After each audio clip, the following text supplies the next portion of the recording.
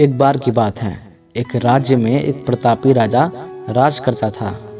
एक दिन उसके दरबार में एक विदेशी व्यक्ति आता है और राजा को सुंदर पत्थर उपहार स्वरूप देता है। राजा वह पत्थर देखकर बहुत ही प्रसन्न होता है।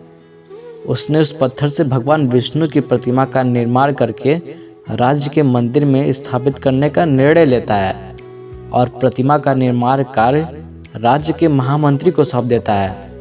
महामंत्री गांव के सर्वश्रेष्ठ मूर्तिकार के पास जाता है और उसे वो पत्थर देते हुए बोलता है कि महाराज मंदिर में भगवान विष्णु की प्रतिमा स्थापित करना चाहते हैं। 7 दिवस के भीतर ही इस पत्थर से भगवान विष्णु की प्रतिमा तैयार कर राजमहल पहुंचा देना। इसके लिए तुम्हें 40 स्वर्ण मुद्राएं दी जाएंगी। 40 स्वर्ण मुद्राओं की बात सुनकर मूर्तिकार खुश हो जाता है और महामंत्री के जाने के उपरांत प्रतिमा का निर्माण कार्य प्रारंभ करने के उद्देश्य से अपने औजार निकाल लेता है। अपने औजारों में से एक हथौड़ा लेता है और पत्थर तोड़ने के लिए उस हथौड़े से वार करने लगा, किंतु पत्थर जस का तस रहा। मूर्तिकार ने हथौड़े के कई बार पत्थर पर किए, किंतु पत्थर नहीं टूटा। 50 बार प्रयास करने के उपरांत मूर्तिकार ने अंतिम बार प्रयास करने के उद्देश्य से हथौड़ा उठाया, किंतु यह सोचकर हथौड़े पर प्रहार करने से पूर्व ही उसने हाथ खींच लिया कि जब 50 बार वार करने से पत्थर नहीं टूटा तो अब क्या टूटेगा।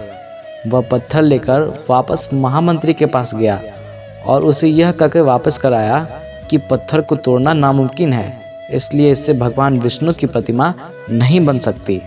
महामंत्री को राजा का आदेश हर स्थिति में पूर्ण करना था, इसलिए उसने भगवान विष्णु की प्रतिमा निर्मित करने के लिए गांव के एक साधारण से मूर्तिकार को सौंप दिया। पत्थर लेकर मूर्तिकार ने महामंत्री के सामने ही उस पर हथौड़े से प्रहार किया और वह पत्थर एक बार में ही टूट गया। पत्थर टूटने के बाद मूर्तिकार प्रतिमा बनाने में जुट गया।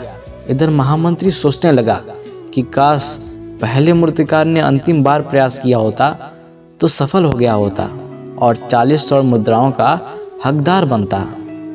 तो इस कहानी से हमें ये सीख मिलती है कि हम भी अपने जीवन में ऐसी परिस्थितियों से दो चार होते रहते हैं। कई बार किसी कार्य को करने पूर्व या किसी समस्या के सामने आने पर उसका निराकरण करने के पूर्व ही हमारा आत्मविश्वास डगमगा जाता है और हम प्रयास किए बिना ही हार मान लेते हैं।